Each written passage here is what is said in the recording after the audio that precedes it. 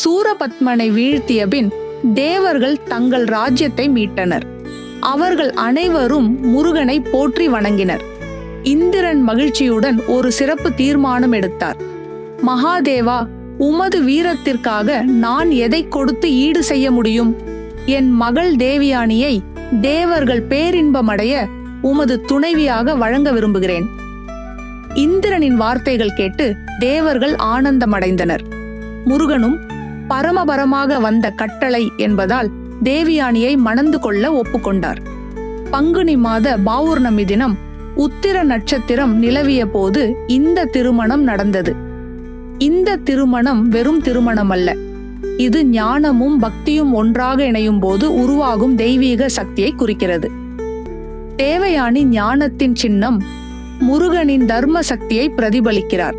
இந்த பங்குனி உத்திரம் நாளில் முருகனை வழிபட்டால் திருமண தடை நீங்கும், குடும்ப வாழ்வில் மகிழ்ச்சி நிலைக்கும் என்பது நம்பிக்கை.